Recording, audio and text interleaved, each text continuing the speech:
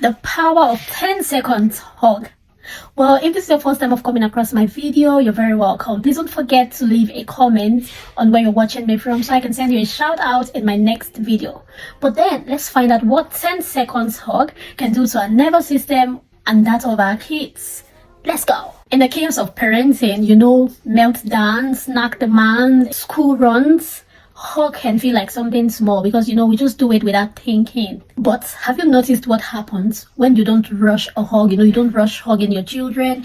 You won't hold it for at least 10 seconds. Have you noticed what happens or how that makes you feel?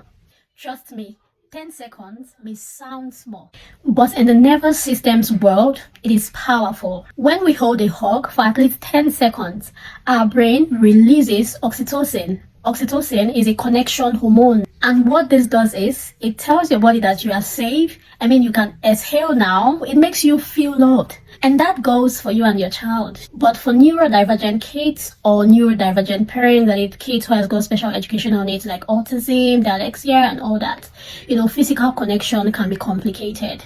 And that is because some find it overwhelming and why some, crave deeply for it. So here is where intentionality comes in.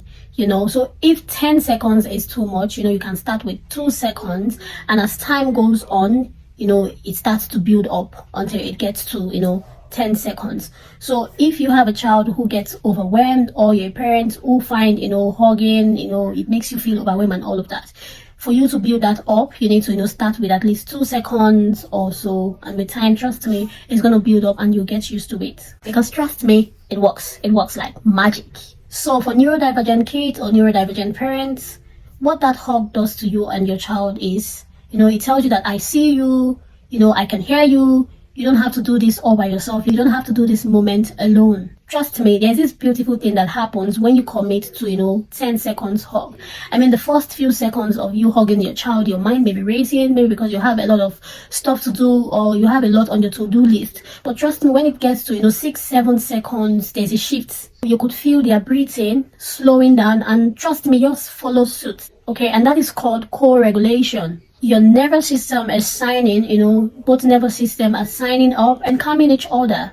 And that is not just emotional fluff, it's neuroscience. So next time your child is overwhelmed, just give it a try. Try the 10 seconds hug, and trust me, you will testify. You will come back here and testify. You want to drop to their level, open your arms and say to them, let's do a 10-second hug together.